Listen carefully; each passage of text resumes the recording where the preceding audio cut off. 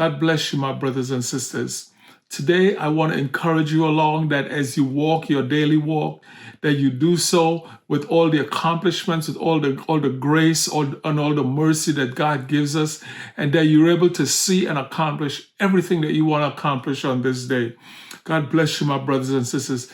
Today, I just want to encourage us along in the whole area of our lives when we may become angry at things, become angry at situations, and become angry at people. Anger in itself is not a bad thing. It is how we react during those times and what we do with that anger that makes all the difference. We can use our anger to do positive things, to build things, to change things, to change the situation of things, especially when those things are the status quo and they're not going right, and you become a little bit angered by what's happening, and because what's happening is not beneficial to the people around you, it's not beneficial to the situation.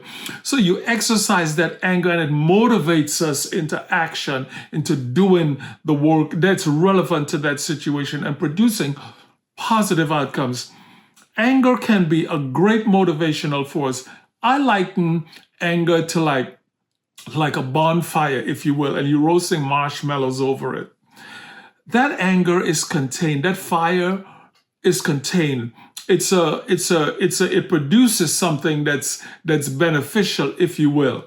However, that same bonfire, if we let it go unchecked, it can spread and burn up everything that's in our environment. Brothers and sisters, unchecked anger, we have too much of that in our world. People are angry for this and angry about that and angry about that. And that anger becomes so overwhelming that it engulfs our actions, our thoughts, and we begin to harbor wrath in our minds. We begin to harbor disdain. And it's amazing how some of us, we can be angry for years, for months over a particular thing, and that thing has come and gone. But brothers and sisters, I just want to talk to encourage us today. As we walk this daily walk, that yes, we are going to get angry sometimes. But I want to encourage us especially from Psalm 37 and verse 8, right? It says, cease from anger and forsake wrath. Do not fret, it only causes harm. Brothers and sisters, it is not wrong to get angry, but it is what we do with that anger. When we begin to engage in arguments and fights about things out of our anger, it never leads to anything positive. It never leads to anything good. Our anger must have a short shelf life, if you will. It must have a short shelf life, and we must use that anger to accomplish awesome things. We can accomplish awesome things. Sometimes, my brothers and sisters, it is better to just simply walk away from a situation. Situations that you know you have no ability to affect the outcome, but you're angry about it still. Sometimes it is better to walk away and think about it, and maybe an opportunity is going to come for you later on to address that same thing, and you're going to be able to do it in a much more thoughtful way, if you will, in a much more beneficial way. The Bible tells us in Psalm 37 verse 6 that when we check our anger, when we do not respond and react out of an impulse because we're angry, the Bible tells us that when we walk in the way of the Lord, God will ensure that our thoughts, our righteousness, our actions are justified and made known, if you will. God will give us the opportunity to address those situations, but we have to be patient and wait on God, because God is an awesome God. God is a God of justice. God is a God of mercy. God is a God of love. And God says to you and I today that, yes, you may get angry for things sometimes, but that is the time, my brothers and sisters, to think, to step back, if you will, and take a moment to reflect on what is happening. The Bible tells us that as Jesus went into the temple and he saw the money changers fleecing people for the hard-earned money that they had, he overthrew the tables. He got angry, but he did not let that anger fester.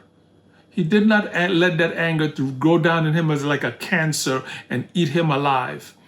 he used that anger to produce positive change.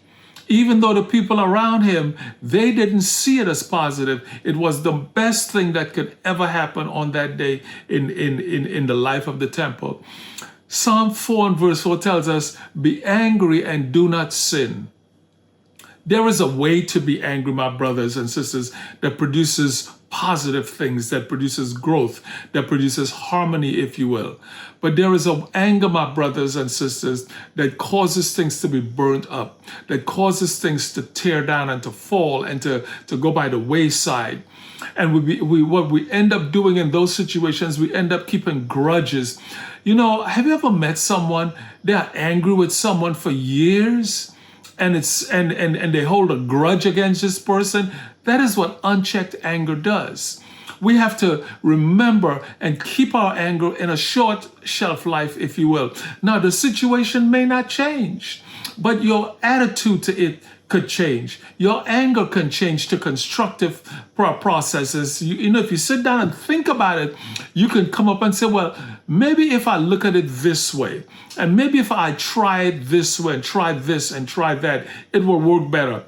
And chances are it will work better.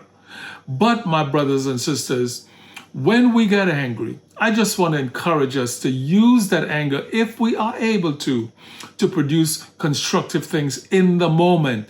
Otherwise, sometimes it is good to just be silent, to back off out of a situation and let the situation handle itself, because there is no way you can handle it.